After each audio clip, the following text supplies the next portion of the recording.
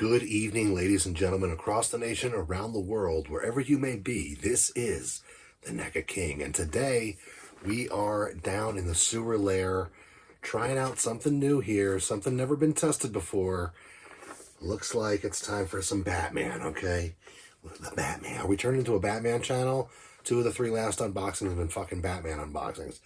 This is the Beast Kingdom Batman Begins Batman. Now, something's going on here right now. NECA just released their, I think, 8-inch cloth figures with Batman, Penguin, and Catwoman. And I was really excited for them. I had them on pre-order. I was super psyched. I was going to do a comparison video between them and the McFarlane ones. And they have come out now, and they look like such utter dog shit that I'm not even going to bother. I canceled my pre-orders. Rashawn picked one up. I'm not even going to ask him to borrow it to do a comparison video. Here's the video. They look like shit. They look stupid. The clothes don't really fit. And the McFarlane figures of these exact same figures somehow look better. NECA botched it. Rashawn has the good take on them that, like with the Batman one specifically, if you just leave it in the box, it has a presence. It can sit on your shelf, but it doesn't pose at all. It looks like a kid's costume, and right at the time that these are coming out and like totally fumbling the ball, these Beast Kingdom ones are showing up in Walmart. Now, I don't know this brand of toys. I'm not a toy collector. I'm the NECA King. And these seem to be of a much higher quality than both the McFarlane and the NECA ones for the same price. So they put out, these ones seem to be, these seem to have already come out, and the Batman 89 one even came out earlier. So they're not new, but they seem to be new to the shelf at Walmart, and they are totally eating NECA's lunch because people are really excited for the NECA ones to come out. And then at the same time, on the same shelf at Walmart, are these sitting next to them, the Batman 89 one, and this one, the Batman Begins one, and the difference is obvious. Well, it's not obvious because, as you can see, these Batman come wrapped in their cape, which looks really cool in the box, but also I can't see the figure. And on the bottom, it even says, and this is maddening, the image is for reference only. Please refer to the actual product. But then the actual product is wrapped in its own cloak. You can't actually fucking see it. So anyway, let's get the box open. Let's get the cape away from it. Let's see what this bad boy can do. Let's see how it stacks up next to a McFarlane. We already know, without even having seen the NECA ones in real life, we already know that it poses better than them and it looks better than them.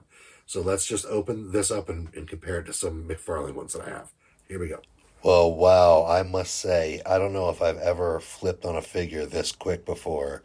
Look, hindsight is 20/20. I'm doing this voiceover after I unboxed and filmed everything.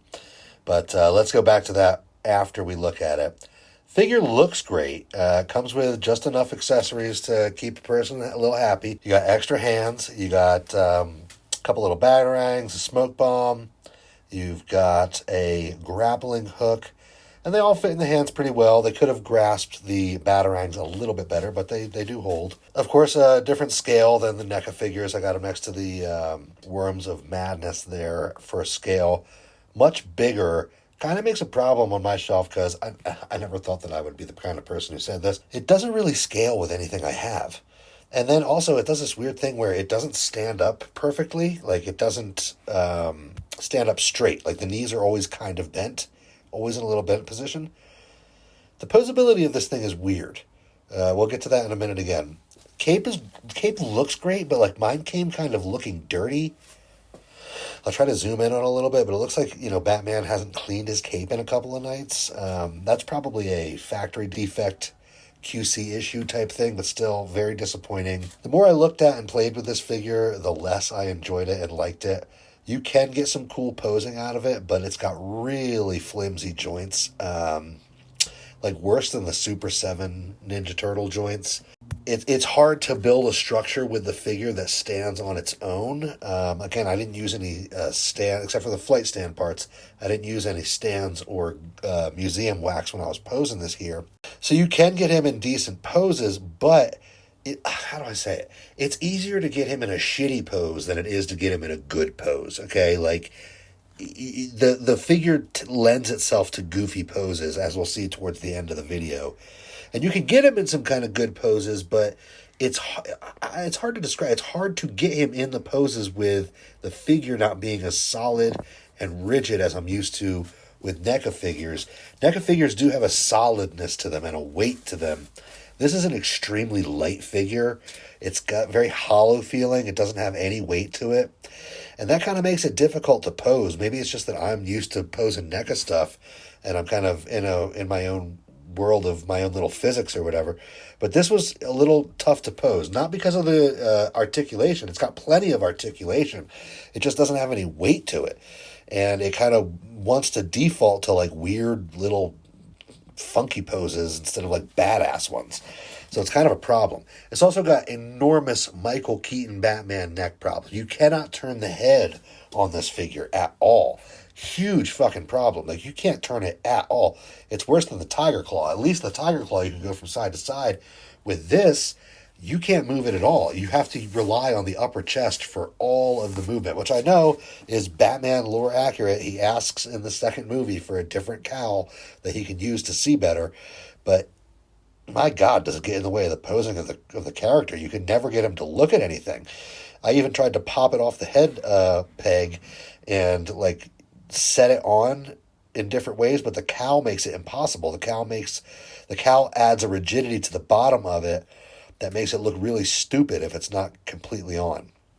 Another major issue that I didn't take any pictures of, but that I ran into constantly, was that the arms and legs are constantly popping off. You try to do anything beyond a basic pose, you try to get a hand behind the head or what the hell ever, one of those limbs is going to pop off.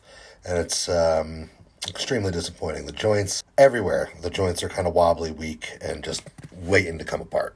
Put it on a flight stand. You can get some good stuff out of it. Again, though, with the flimsiness of it, when it's on the flight stand, it's like it's heavy enough because of the scale that it wants to bend the flight stand down, but then it's also kind of like flimsy enough that it doesn't want to hold any cool, weighty glide poses or anything. And the wire inside the cape, it doesn't really do much to keep the cape vertical. Not like the Cassie Kane wired cape in the McFarlane verse ones.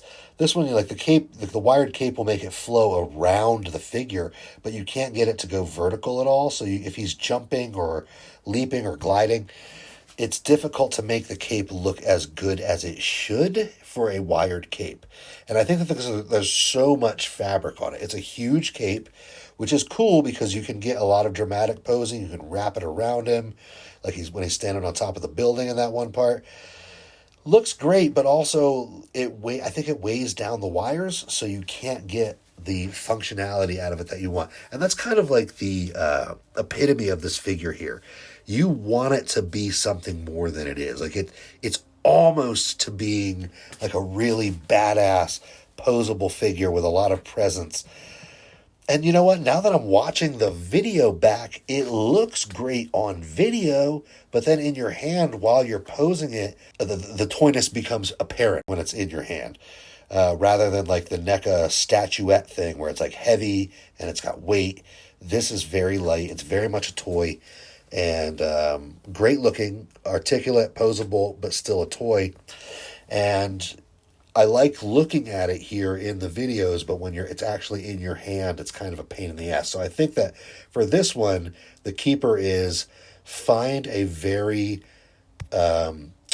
striking pose for it to hit on the shelf and then keep it there. This one isn't going to be great for like taking dynamic pictures and stuff and setting scenes with.